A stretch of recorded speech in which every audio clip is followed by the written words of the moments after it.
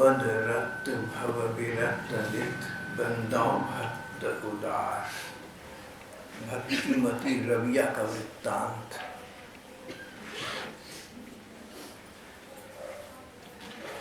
अगर भारत से यूरोप की ओर जाएं तो मार्ग में इराक नाम का मुस्लिम राज्य पड़ता है। इराक की सभ्यता और इतिहास बहुत पुरानी है। इराक के मुल्क के लोग अच्छे लोग हैं, लेकिन किसी न किसी प्रकार सदा वहाँ संघर्ष रही और अभी इराक पर आक्रमण हुआ था, ये बात भी विश्वविख्यात है।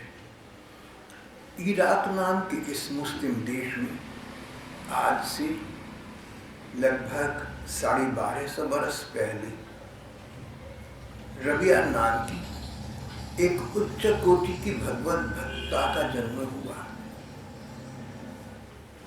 रबिया के आचार विचार, रबिया का चरित्र और लक्षण सबके सब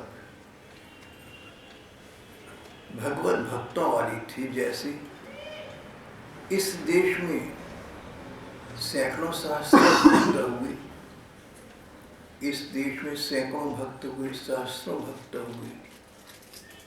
कभी कभी लगता है कि भारत भक्तों की भूमि है, और विदेशों में भी कहीं कहीं अनेक भक्त हुए हैं।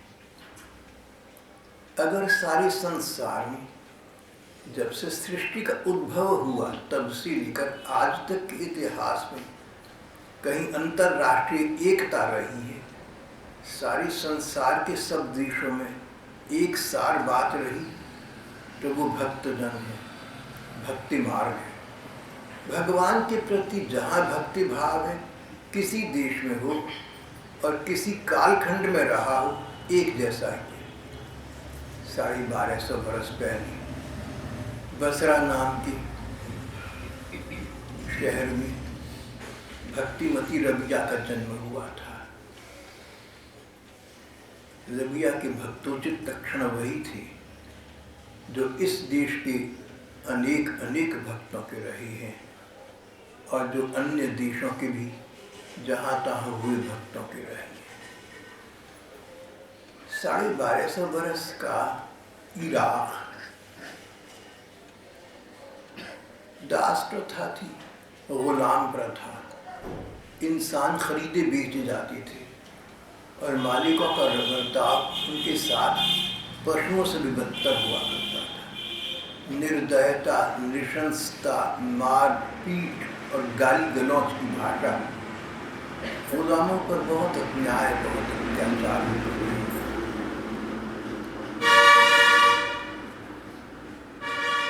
रबिया का जन्म एक गरीब मुसलमान के घर हुआ। ये चौथी बेटी थी। जन्म के कुछ ही समय के बाद माँ परलोकवासिनी हो गई और रबिया जैसे तैसे निर्धनता में पलते हुए 12 बरस की हुई तो उसके पिता भी परलोकवासी हो गए।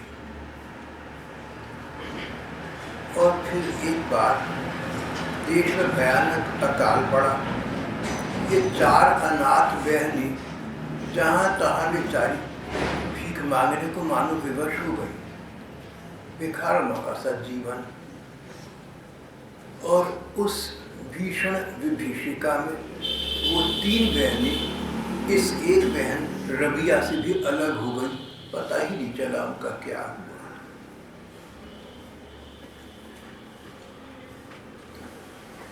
एक दुष्ट ने देखा, एक असामाजिक तत्व, 12-13 बरस की कन्या है, भोली भाली, निर्धन, निस्सहाय। उसने इसका अनुचित लाभ उठाना चाहा। 12-13 वर्ष की रबिया को फुसलाकर उसे 4 बातें बनाकर अपने साथ ले गया। कुछ देर अपने पास रखा और फिर एक रईस आदमी जो बहुत बड़ा धनी था, उसके हाथों कुछ पैसे लेकर इसको बेच दिया। पैसों से खरीदी हुई गुलाम रबिया पर प्रकार प्रकार के अत्याचार होने लगे। मालिक इसको मारता, पीटता, गंदी भाषा का प्रयोग करता।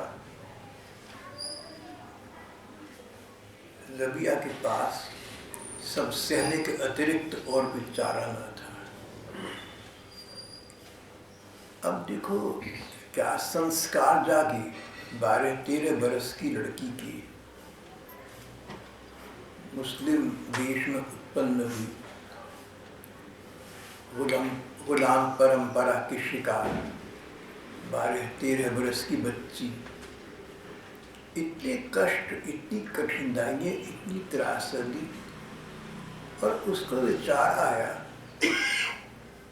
ये हम अपनी भाषा का यहाँ प्रयोग करना ही है, उसको विचार आया कि अरे एक परमात्मा भी तो होता है सबके सिर के ऊपर। मैं अनाथ हूँ तो क्या हुआ, वो अनाथ नाथ भगवान मेरे अपने हैं। मैं निर्धन हूँ तो क्या हुआ, वो धन के स्वामी सम्राट ठाकुर मेरे अपने हैं। मैं असहाय हूँ तो क्या हुआ, सबके सहाय सर्वसहाय ठाकुर मेरे साथ है। भगवान का नाम मेरे साथ है, उनका ज्ञान मेरे साथ है, मुझे क्यों कर मन में कष्ट उठाना है। 12-13 बरस की बच्ची के संस्कार को जागे पूर्व जन्मों के।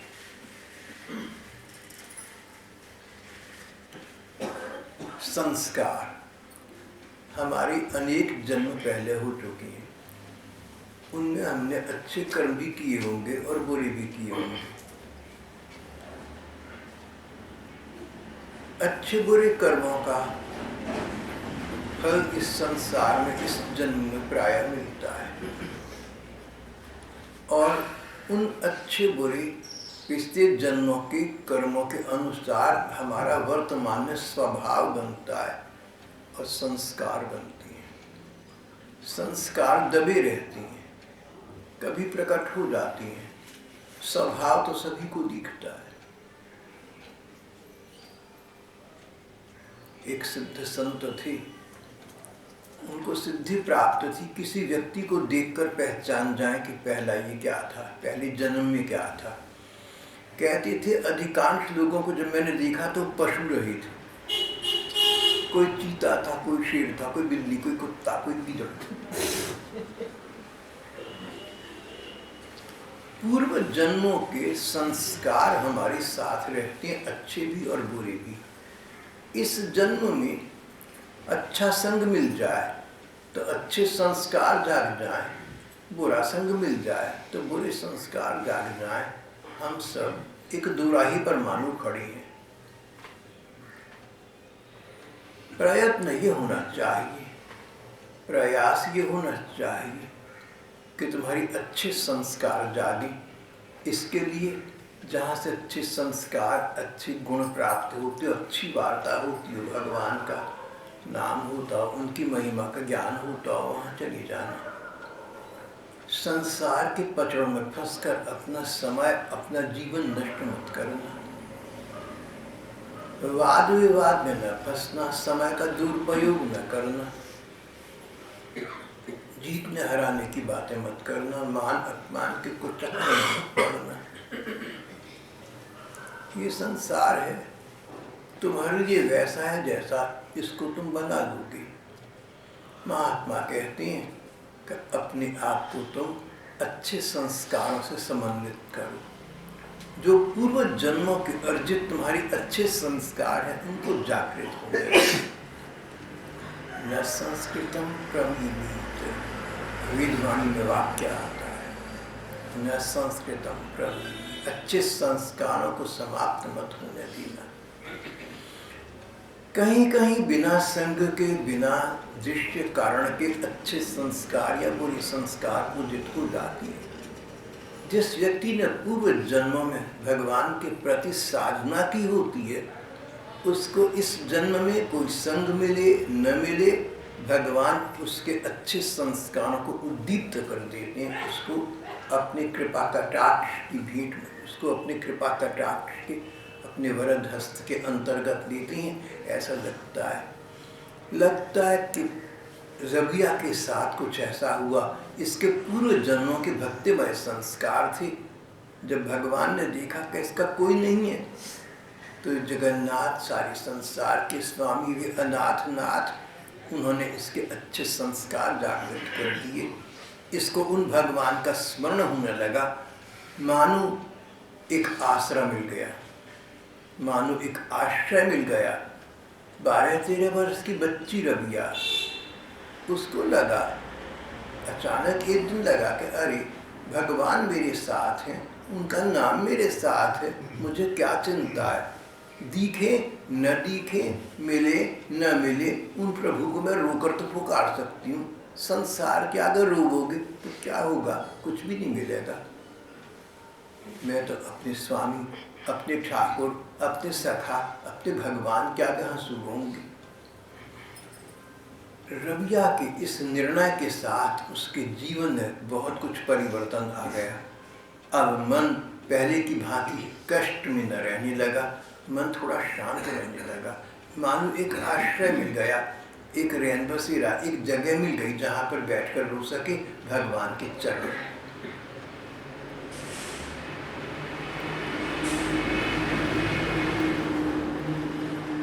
कहीं से कष्ट तुम्हें प्राप्त हो जाए, संसार है, आजकल तो बड़ा विषम जीवन है, सभी को कुछ ना कुछ कष्ट या क्लेश के कारण बनते रहते हैं। तुम्हारे जीवन में कहीं कोई मान अपमान बन जाए, कोई तुम्हारा तिरस्कार कर दे, कोई तुम्हें बड़ा बुरा कह दे, कोई तुम्हारी उपेक्षा कर दे, कोई तुम्हारा तिरस्कार कर दे, तो भगवान के आगे रोना जैसे बच्चा माँ के आगे रोता है, सबके सामने नहीं रोता। एक बच्चा खेलते खेलते गिर पड़ा गली में, चारों को देखा, माँ नहीं थी, तो फिर खेल में लग गया। थोड़ी देर के बाद माँ आ गई, उससे लिपट कर रोने का, माँ मेरे इतनी चोट लग गई, माँ तुमने देखा भी नहीं। इसी प्रकार भगवान सब कुछ है। त्वमेव माता च पिता त्वमेव, तुम ही माता हो, तुम ही पिता हो, तुम ही हो माता पिता, तुम ही हो बंधु सखा, तुम ही हो। कष्ट आए, क्लेश आए, कोई तुम्हारा तिरस्कार या अपमान कर दे, भगवान को पुकारना, उस व्यक्ति के प्रति शुभ कामना रखना, उसके शुभ के लिए प्रभु से प्रार्थना करना, उसके लिए तुम क्रोध विरोध का भाव मन में मत लाना। अपने कष्ट शमन के लिए, अपनी मानसिक शांति के लिए भगवत चरणों का आश्रय लेना। जो संसार नहीं दे सका, जो पैसा रुपया नहीं दे सका, जो इष्ट मित्र नहीं दे सके, भगवान का संबंध, भगवान का नाम, वो तुम्हें प्रदान कर देगा। भगवान नाम की ये महिमा है कि ये कष्ट को सहन करने की शक्ति प्रदान कर देता है। अगर हम पक्के हों, हम सच्चे हों, हम उसमें लग जाएं तो कर देता है। बड़े बड़े भक्तों के ऐसे अनुभव हैं। रबिया के पूर्व संस्कार जागे और उसने भगवान का आश्रय ग्रहण कर लिया, मन ही मन उनका नाम लेने लगी। एक दिन रबिया ठोकर खाकर गिर पड़ी, दाहिना हाथ टूट गया, विपत्ति पर और विपत्ति बेचारी पर आ गई। जो भगवान का भरोसा रखें, भगवान का नाम ले, भगवान के प्रति समर्पित हों, उन पर कष्ट आए, ये कैसी विडंबना है, ये कैसी यंत्रणा है। क्यों आते हैं भक्तों पर कष्ट? इसके उत्तर विद्वानों ने अनेक प्रकार के दिए हैं। एक व्याख्या ये है, जो भगवान के भक्त हैं वो भगवान से भगवान को चाहते हैं। उनके पूर्व जन्मों की, कर्मों जन्मों की जो कुकर्म है, जो असत कर्म है, भगवान उन करोड़ों जन्मों के कुकर्मों के फल को इसी जन्म भगत वाकर समाप्त कर देते हैं, जिससे वो भक्त अगले जन्म में भगवान को प्राप्त हो सके। ऐसी विद्वानों की, भक्तों की मान्यता है। बेचारी रबिया 13 बरस की, 14 बरस की होगी, उसका दाहिना हाथ टूट गया। आज के युग में तो बहुत इलाज फिर भी निकल आई हैं, और सैकड़ों बरस पहले उजड़ मुसलमान देश में पढ़ाई लिखाई बहुत कम थी, गुलाम प्रथा थी, निर्दयता और नृशंसता का शासन था। उस बच्ची को कौन देखे?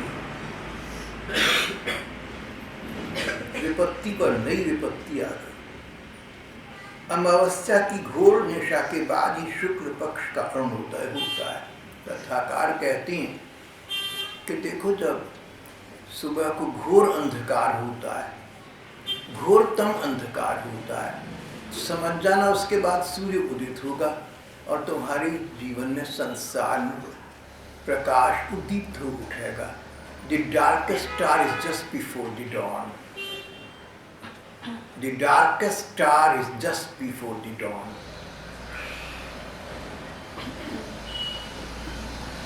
घोरतम अंधकार की वेला के पश्चात सूर्योदय होता है, अरुणोदय की वेला। तुम्हारे जीवन में कष्ट पर कष्ट आए तो निराश मत होना, हताश मत होना, आशा मत छोड़ देना, भगवान का भरोसा रखना, उनके नाम का आश्रय लेना। तो घनी से घनी अंधकार के बादल छंट जाएंगे, सूर्य का प्रकाश तुम्हें आलोकित कर देगा। समय की प्रतीक्षा करना, धैर्य रखना, अधीर मत होना। God sees the truth but waits. Leo Tolstoy ने ठीक कहा था, God sees the truth but waits. Tolstoy रूस के अपने ज़माने के सबसे बड़े ऐसे लेखक थे जिनका नाम विश्व के इतिहास में आ गया। नहीं तो वहाँ के लेखकों का नाम तो बाहर कहीं जाता ही नहीं था, तब की बात है।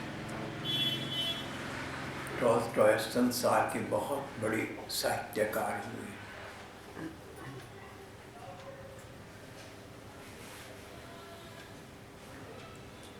अपनी किताबों पर फालतू पैसे नहीं देते थे, घर वाली बुरा मानते थे। अरे तू तो दानी हो गया, पैसे तो हमारे चले गए। एक रेलवे ब्रिज के नीचे गिर पड़ी। टॉल्स्टॉय 80 बरस के शायद हो गए थे, बेहोश हो गए। जानी मानी गण्यमान्य व्यक्ति थे, सरकारी डॉक्टर एकदम आ गए। टॉल्स्टॉय को थोड़ी होश आई, चिल्लाकर बोली, और बूढ़े बीमार लोग गिर पड़ते तुम उनकी सेवा तो नहीं करते, मेरे पास से चले जाओ। मैं बड़ा आदमी तो तुम मेरी सेवा के लिए भागे चले आ रहे। दूसरे लोग जो हैं, गरीब लोग हैं, उनकी सेवा करो पहले भैया। टॉल्स्टॉय महापुरुष थे, भगवान के प्रति भरोसा रखते थे, विश्वास रखते थे। तत्कालीन रूस जैसे नास्तिक देश में उनका अभ्युदय इस संसार के लिए एक आशा की किरण था। टॉल्स्टॉय ने कहा था, God sees the truth but waits. धैर्य रखना, अधीर मत होना। रबिया का दायां हाथ टूट गया, रो पड़ी, भगवान मेरे मालिक, मेरे मौला, मेरे स्वामी, बिना बाप की मैं अनाथ लड़की जन्म से दुखों में पड़ी हूँ। दिन रात यहाँ कैदी की तरह मरती पचती हूँ, पता नहीं कैसे इस कदर जिंदगी बिता रही हूँ। रासा हाथ भी टूट गया। मेरे मालिक, क्या तुम मुझसे नाराज हो? मुझसे नाराज मत होना, तुम्हारे अलावा मेरा कौन है?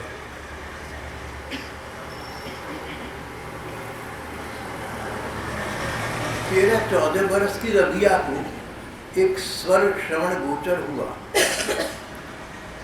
उसके मन का स्वर था या आकाशवाणी थी, इस झंझट में न फंसना।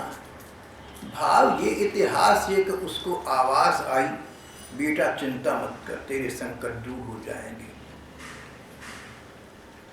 तेरा भविष्य उज्जवल है, देवता भी तेरा आदर करेंगे। इस दिन रबिया को जो भगवदीय आश्वासन मिला, रबिया का कायाकल्प हो गया, जीवन पलट गया, पूरी प्रभु के आश्रित हो गई। जब प्रभु मुझ पर प्रसन्न है और दया का दान दे रही है, मुझे क्या चिंता है। रातों रात जब कर उन प्रभु की प्रार्थना करने लगी, अपने जीवन के अनुभव ने कह दिया, अपने जीवन में अनुभूति हो गई, भगवत कृपा की प्रतीति हो गई। अब तो रातों रात जाग कर ये भगवान से प्रार्थना किया करती। आधी रात के समय रबिया अपनी एकांत कोठरी में घुटने टेके बैठी हुई करुण स्वर से प्रभु से प्रार्थना किया कि मेरे मौला, मेरे मालिक, मेरे पर रहम कर, मेरे पर अपनी रहमत बख्श दे, मेरे मौला। भगवान से रात रात रो कर प्रार्थना कर। एक दिन आधी रात के समय रबिया अपनी कोठरी में इसी प्रकार घुटने टेके कातर कंठ से प्रभु से प्रार्थना कर रही थी और अचानक अकस्मात मालिक की नींद टूटी। उसने ये आवाज सी सुनी, भागा गया कि क्या बात है, देखता हूँ। रबिया की कोठरी के दरवाजे पर आ गया, पर्दे की ओट से देखा। कोठरी का वातावरण अलौकिक है, साधारण नहीं है। रबिया बिना पलक झपके घुटने टेके अल्लाह ताला से, भगवान से प्रार्थना कर रही है करुण कंठ में। मालिक, सिर्फ तेरा हुक्म बनाना चाहती हूँ, लेकिन क्या करूँ, खरीदी हुई गुलाम हूँ, मुझे गुलामी से फुर्सत कहाँ। चाहती बहुत हूँ तेरी सेवा करना, तेरी खिदमत करना, पर मेरी किस्मत में नहीं है। मेरे मालिक, मेरे मौला, बस तेरा हुक्म उठाऊँ, कुछ ऐसी स्थिति उत्पन्न कर दी। मालिक पर इस घटना का बड़ा गहरा प्रभाव पड़ा।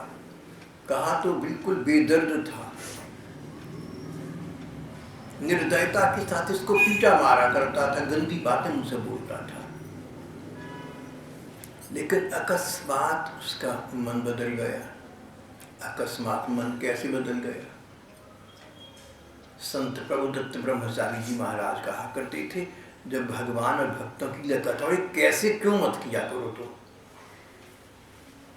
फिर कहते थे अकस्मात का मतलब ऐसी बात हुई जो हमारी तुम्हारी लिए आश्चर्य की है, हमें तो पता भी नहीं था। लेकिन जो अकस्मात है ना, इसका वास्तविक अर्थ है, भक्ति में इसका अर्थ है भगवान की प्रेरणा से। अकस्मात मालिक का दिल बदल गया, भगवान की प्रेरणा हुई मालिक पर। उसके सामने मालिक की मर्जी क्या चलती है? असली मालिक की मर्जी, परमात्मा की इच्छा थी, तो मालिक का मन बदल गया। और एक दूसरी बात, मालिक बुरे काम कर रहा था, निर्दयता कर रहा था, बच्ची को मारता पीटता भी था। इसके भी पिछले जन्मों के अनेक संस्कार थे। इस समय जो इसके बुरे कर्म थे, उनके अनुसार इसका बुरा स्वभाव था, ऐसा कर रहा था। लेकिन पिछले कर्मों में, पिछले जन्मों में अच्छे कर्म भी तो रहेंगे, वो भी तो कभी उदित हो जाएंगे। अभी अभी बात हुई थी, हमारे अच्छे बुरे संस्कार संग से उद्दीप्त हो जाती हैं। अच्छा संग करोगे, अच्छे संस्कार जागेंगे, बुरा संग करोगे, बुरे संस्कार जागेंगे। इस मालिक को उस बच्ची का संग मिला, भगवान से कातर होकर प्रार्थना करी थी, इसके अच्छे संस्कार जागे, सद्बुद्धि आ गई, भगवान की प्रेरणा साथ थी। रबिया के पास आया, हाथ बदला हुआ था ये। रबिया तो उसके रूप रंग को देखकर चकित रह गई। बेटा, आज से तू मेरी गुलामी से छूट गई। मैं तुझे पहचान नहीं सका था, अब खुदा ताला की मेहर से मैंने तुझे पहचान लिया। तुझे मेरी खिदमत नहीं करनी पड़ेगी, अब मैं ही तेरी खिदमत करूँगा। तू इस घर में रही जा, मैं तेरा खिदमतगार बनकर रहूँगा। तू परवरदिगार की खुद खिदमतगार है, मैं तेरा खिदमतगार बनूँगा। सारे कायनात के मालिक की तू खिदमतगार है, मैं तेरी खिदमतगार हूँगा। सारी सृष्टि के अधिनायक परमात्मा की तू सेवा करती है, सेविका है, अब मैं तेरा सेवक बन जाऊँगा। आज से तू मालकन और मैं तेरा सेवक, दूसरे शब्दों में तू गुरु और मैं शिष्य, ऐसा संबंध हो गया, संबंध बदल गया। किसी के साथ तुम्हारा कैसा भी संबंध हो, अगर देखो कि नया संबंध स्थापित करने से तुम भगवान के पथ पर अग्रसर हो सकते हो, तो पूर्व संबंध को बिसराकर नए संबंध का निर्माण कर लेना। अध्यात्म का नाता बनाना, परमात्मा पथ का नाता बनाना, भगवदीय भक्ति का नाता बनाना।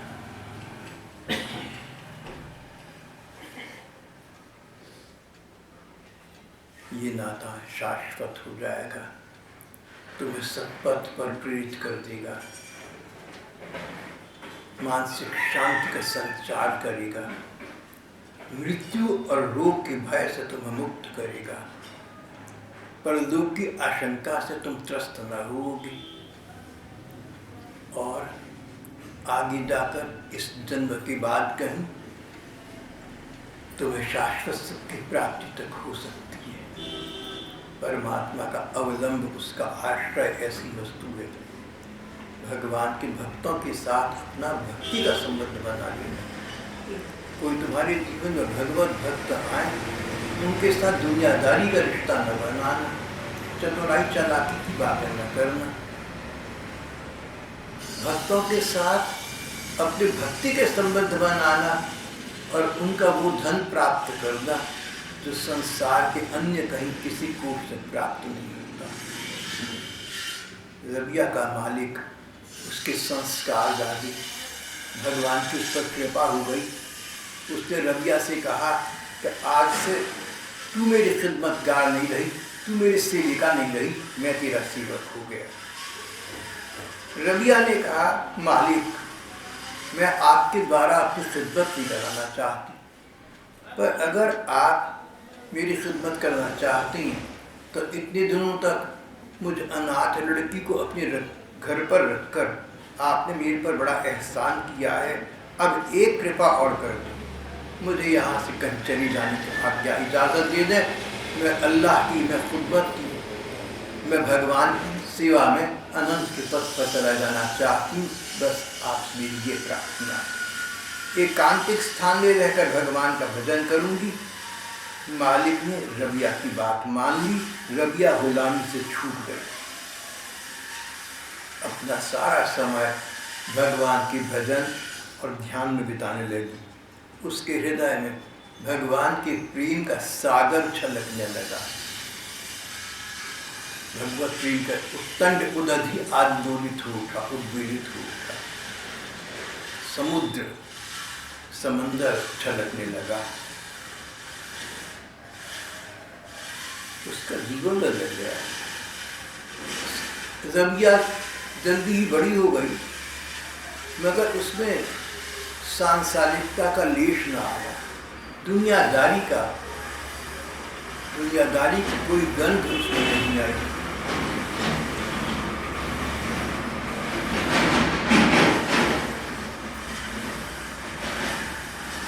रबिया अपने अब तक के जीवन का विचार नहीं करती थी। कितने कष्ट उठाए थे इसने, कितना अपमान सहा था, कितने दुत्कार तिरस्कार सहा था। साधारण व्यक्ति होता तो शेष जीवन लोगों के सामने रोना रोने में बिताता। मेरे साथ तो बहुत बुरी भी थी। गुलाम इलाके में पैदा हुई, माँ मर गई, बाप मर गया, बहनें छूट गईं, गलत आदमी के हाथों लग गई, उसने मुझे मारा पीटा, हजार शिकवे शिकायत। लेकिन रबिया तो भगवान के प्रति भक्ति पथ पर अग्रगामी हो चुकी है। उसको दुनिया से क्या शिकवा, क्या शिकायत। अगर तुम्हें संसार से उलाहना है, अगर तुम्हें संसार से उपालंब है, अगर तुम्हें दुनिया से, रिश्तेदारों, दोस्तों से शिकवे शिकायतें हैं, तो महात्मा कहते हैं तुमने भगवान को नहीं जाना, पहचाना। तुम अपने को व्यर्थी नास्तिक, अपने को व्यर्थी आस्तिक मान रहे हो।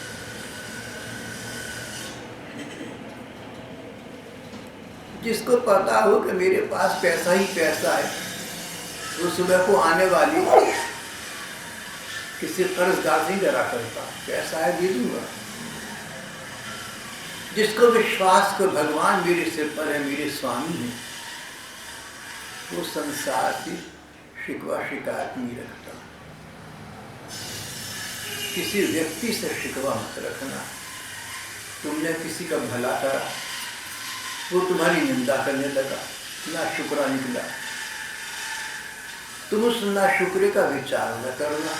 तुम शुक्रगुजार हो ना उस परमात्मा का जिसकी तुम शुक्रगुजारी नहीं कर रहे। हम शुक्रगुजारी नहीं कर रहे।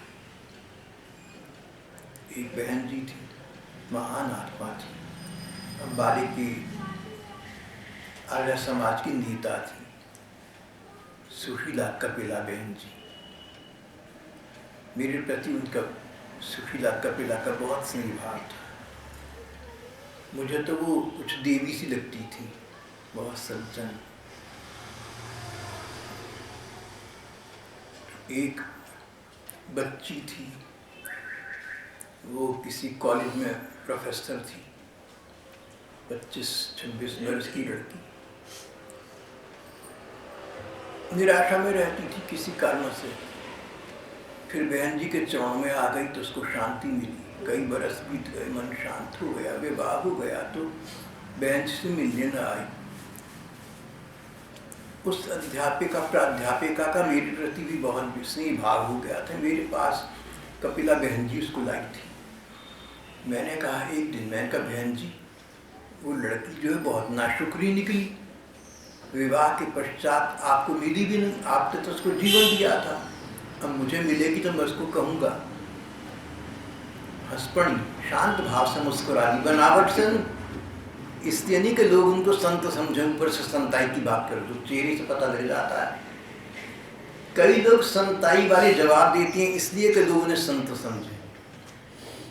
संत क्या जवाब देंगे? वो जवाब देते हैं मन में कुफ्र है। अरे मन में तुम्हारी उर्फियात और ऊपर से तुम साधु संत बनो भैया, तो बात प्रकट हो जाएगी, ऐसा मत करना। बहन जी शांत भाव से बोली कि श्याम मेरे भाई ये कैसी बात कर रहा है तू? बोली वो लड़की बेचारी मेरे से उम्र में तिहाई चौथाई, क्या नाशुक्रापन करेगी मेरे साथ? जो कर दिया सो ठीक है। हम सब के सब परमात्मा के प्रति शुक्रगुजारी तो करते नहीं। बोली देख भैया, जब भगवान के साथ हम शुक्रगुजार नहीं है, उनकी कृतज्ञता प्रतीत नहीं करते, तो संसार से हमें क्या शिकवा हो सकता है? जिन्होंने जीवन दिया, हम अपना जीवन संसार में लगाते हैं, उन जीवन दाता के प्रति इसको समर्पित नहीं करते।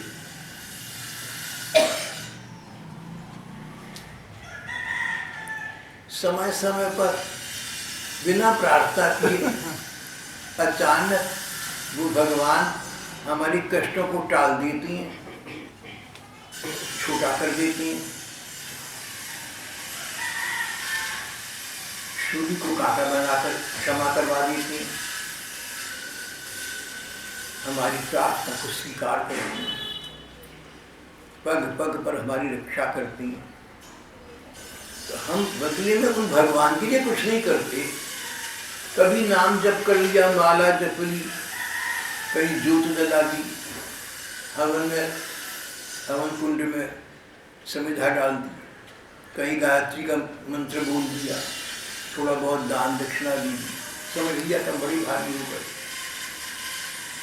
बोली भैया देख, भगवान के प्रति हम कृतज्ञता प्रकाशित तो नहीं करते, जो हमारे जीवन के दाता हैं, जिनके बिना जीवन ही नहीं है। तो उस बच्ची ने मेरे साथ ऐसा क्या कर दिया कि मैं सोची को नाश कर दी।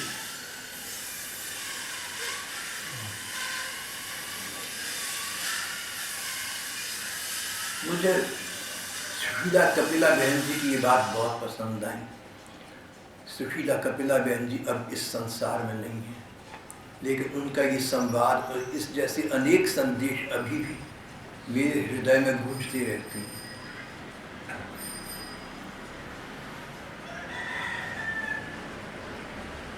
कोई तुम्हारे साथ नाशुक्रापन कर दे, तुम किसी के साथ नाशुक्रापन मत करो। उपनिषदों में एक कथा, आयुर्धौम्य नाम के ऋषि, उनके 3 शिष्य प्रधान। आयुर्धौम्य खोपे की भांति, नारियल की भांति थी, ऊपर से बहुत खुश्क, खुरदरी, अंदर जल सरसता। तो अपने विद्यार्थियों का भविष्य निर्माण करने के लिए इस समय उन पर बड़ा शासन करती, बड़ा उनको दंडित करती, बुरे बुरे दंड दे देती।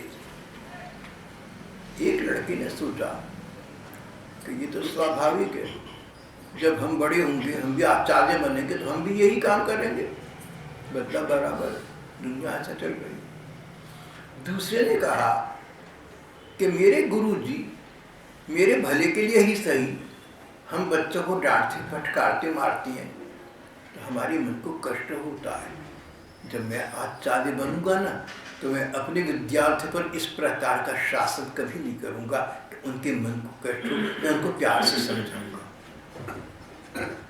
और उसने आगे जाकर ऐसा करके दिखा दिया। वस्तु स्थिति की समीक्षा करना और उससे शिक्षा ग्रहण करना उच्च मानव का काम है। तुम उच्च मानव हो। वस्तु स्थिति से कितनी भी वो अशांत क्यों ना हो, कुटिल क्यों ना हो, ऐसी शिक्षा ग्रहण करना जिसका लाभ दूसरों को प्रदान कर सको। आयुर्धौम्य के शिष्य ने ऐसा किया था। हमारी मदन को उनका नाम याद होगा, जो शिष्य थे। किसी को याद होगा, बड़ी प्रसिद्ध कथा है ये।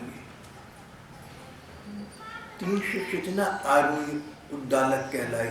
चलो, भाव ये है कि कोई विषम स्थिति हो, उससे अधीर मत होना, उसमें नाशुक्रगुजारी मत लाना, उससे कुछ लाभ, कुछ शिक्षा ग्रहण करना जिसका लाभ दूसरों को प्राप्त हो सके। रबिया ने अपने अब तक के जीवन के लिए किसी पर लांछन नहीं लगाया। उसने न तो समाज को और न भाग्य को कोसा,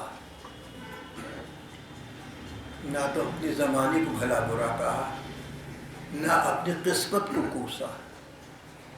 भाग्य को कोसने अधिकार तो जन्म सिद्ध है, ही तो जो चाहे कोस सकता है। लेकिन रबिया ने ऐसा नहीं किया। बोली, मेरे ठाकुर ने मेरे अशुभ संस्कार समाप्त कर दिए और अब मुझे अपने चरणों में ले लिया। अब तो मेरा काम है, भगवान ने ऐसी स्थिति उत्पन्न कर दी कि मैं चाहूं तो भगवान का 24 घंटे स्मरण करूं, चाहूं तो भगवान के नाम का जप करूं, उनके रूप का ध्यान करूं, स्वाध्याय करूं, उन भगवान से संबंधित पुस्तकों का अध्ययन करूं, सत्संग करूं। सत्संग और स्वाध्याय, सत्संग और स्वाध्याय। सत्संग अच्छे लोगों का संग करना, साधु संतों का, महात्माओं का। वो न मिले तो स्वाध्याय, घर में बैठकर भगवान के से संबंधित साहित्य का अध्ययन करना, वो भी सत्संग है। जीवन में ऐसा समय आ जाए, ऐसी स्थिति आ जाए, जब तुम चाहो तो संसार में लगा दो अपने को, तुम चाहो तो भगवान में लगा दो अपने को। रसिक महात्मा कहते हैं, ऐसी समय आ जाए तो सोचना भगवान की तुम पर विशेष कृपा है, ऐसी स्थिति लाए कि अगर तुम चाहो तो भगवान का स्मरण कर सकते हो। ऐसे समय भगवान का स्मरण अवश्य करना। रबिया ने सोचा, 15 बरस की लड़की रबिया, सोचा भगवान ने मुझे मालिक के हाथों से मुक्त करा दिया और संसार असार है, यहाँ कोई अपना नहीं है, संसार से वैराग्य पर प्रदान कर दिया। उनका नाम लेकर, उनका आश्रय लेकर हम बहुत कुछ कर सकते हैं, ये भी दिखा दिया। अब मैं उन भगवान की हो गई, अब मैं परमात्मा की हो गई। देखो तुम्हारे जीवन में अगर ऐसा समय होता कि चाहो तो संसार की गतिविधि में लगा दो, भाग दौड़ जहाँ तहाँ, और चाहो तो भगवान के स्मरण में लगा दो, सत्संग में लगा दो, तो अपना समय स्मरण और सत्संग में लगा दो। ऐसा समय बहुत कम मिलता है किसी किसी को। अगर तुम्हारी ऐसी उम्र हो गई, अगर तुम्हारी ऐसी स्थिति आ गई, अगर तुम्हारी ऐसी परिस्थिति हो गई जहाँ संसार को तुम्हारी अब आवश्यकता नहीं रही, बेटे कहते हैं बाबूजी आप चिंता ना करो, कारोबार की हम देख लेंगे, आप तो आराम करो। एक महात्मा कहते थे कि जो तुम्हारे घर में तुम्हें दादा कहने वाला कोई हो जाए, दोबारा कहूँगा, एक महात्मा कहते थे तुम्हारे घर में जो तुम्हें बाबा कोई कहने वाला हो जाए, यानी पोता हो जाए, तो तुम बाबा जी बन जाना। अब क्या लेना है, सारे दायित्व तो पूरे हो गए, समय ही समय है। ऐसा तो है नहीं कि संसार को तुम चला रहे हो, ऐसा तो है नहीं कि संसार को हम चला रहे हैं, ऐसा तो नहीं है कि हम बाली को हम चला रहे हैं। तो जब देखो ऐसी स्थिति में आ गए, उम्र के हिसाब से या परिस्थिति के हिसाब से, जब संसार को तुम्हारी आवश्यकता नहीं है, परिवार में तुम्हारी अनिवार्यता नहीं है, उस समय समझ जाना कि अगर तुम चाहो तो भगवान की कृपा शक्ति को स्वीकार करो। इस स्थिति के पीछे छिपे भगवान के वरद हस्त को देखो। भगवान तुम इतने कृपालु, इतने दयालु, तुमने ऐसी स्थिति उत्पन्न कर दी कि दुनियादारी की कोई जिम्मेदारियां मेरे सिर पर अब नहीं रहे। अगर मैं चाहूँ तो तुम्हारा भजन करूँ प्रभु, अब ऐसी बुद्धि और दे दो कि 24 घंटे तुम्हारा भजन करूँ, अहरनिश दिन रात। बहू बेटे तो कहते बाबू जी आप चिंता ना करो, हम कर लेंगे, और तुम उनमें खुश हो, इसमें कौन सी अकल है? ऐसी मैंने स्थिति बहुत जगह देखी है।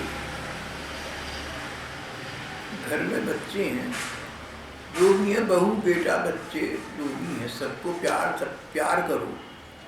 अगर वो चाहें तो उनका दिशा दर्शन करो, अब तक के जीवन के अनुभव का लाभ उन्हें प्रदान करो अगर वो चाहें तो, और न चाहें तो उन पर आरोपित मत कर, थोपो मत, अशांति घर में पैदा न करो। Live like a stranger in your own house, live like a guest in your own house. घर में ऐसे रहो जैसे बाहर से आया मेहमान रहता है। मेहमान हो तुम कहीं की, वहाँ तुम्हें सुख सुविधाएं मिलती हैं। जब तुम वहाँ से वापस आती हो, सुख सुविधाएं छूट जाती हैं, तुम धन्यवाद करते हो कि तुम्हें सुख सुविधाएं मिली थी। तुम दोते नहीं कि हाय सुख सुविधाएं चली गई। अपने घर में ऐसे ही रहो। जो सुख सुविधाएं उनके लिए आने वालों को धन्यवाद करो, मन ही मन। भगवान की कृपा शक्ति को स्वीकार करो, उनकी कृतज्ञता प्रतीत करो, और छूट जाए तो दुख मत मानो। तेन त्यक्तेन भुंजीथा मागृध कस्य श्रद्धनम्, तेन त्यक्तेन भुंजीथा। भगवान का दिया गया प्रसाद है जो तुम्हें प्राप्त हो रहा है। इस रूप में संसार की सुख सुविधाओं को ग्रहण करना। मागृध कस्य श्रद्धनम्, लालच मत करना। दूसरों की तरक्की देखकर, दूसरों की चीजें देख देख कर मत ललचाना। अरे दूसरे के पास इतना है, मेरे पास तो है नहीं। अरे जितनी की तुझे जरूरत है, परमात्मा ने उतना दे दिया तो उस पर संतुष्ट रह, उसका भजन कर, दाल रोटी खाओ, प्रभु के गुण गाओ। दूसरों को देख देख कर तुम अपने आप को शांत कर ही जाओ। ऐसी स्थिति तुम्हारी अब नहीं है, पहले भी नहीं थी, लेकिन अब तो बिल्कुल नहीं है।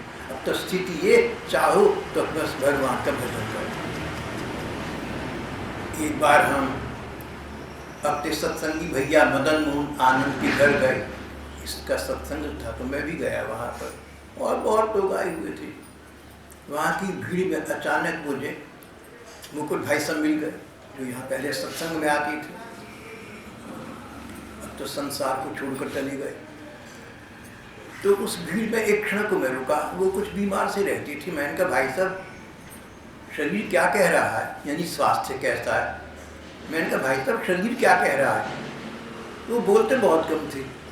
मैंने कहा शरीर क्या कह रहा है, बोले नाम लो, ये कहकर चले गए आगे।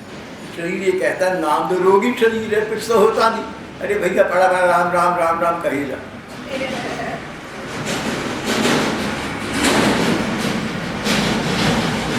तो शर्मा की ये खुदी की दौलत भी होती थी, भगवान के प्रति भरोसा रखते थे। अपनी पत्नी को अपना गुरु मानती थी, इसने मुझे भगवान के पथ पर लगा दिया। मैंने तो ये समझा कि पत्नी सौभाग्यशाली जिसको ऐसे पति मिले, लेकिन वो उल्टा कहती थी। अब उनकी पत्नी यहाँ उपस्थित हैं, स्नेह बहन जी बुरा ना माने मेरी बात का, लेकिन जो ठीक बात है। भाई सब शरीर क्या कह रहा है, नाम लो, ये कहकर आगे निकल गए। अब शरीर जो है इंद्रिय तो अशक्त हो गई, रोग अनेक लग गए, शरीर तो काम का नहीं रहा, लेकिन मन तो है नाम रटीला भैया, राम राम हरे हरे कृष्ण कृष्ण हरे हरे। समय हो चला है, हम पाठ का प्रसंग आज यहीं समाप्त करते हैं। ये पाठ हम अगली बार जारी रखेंगे।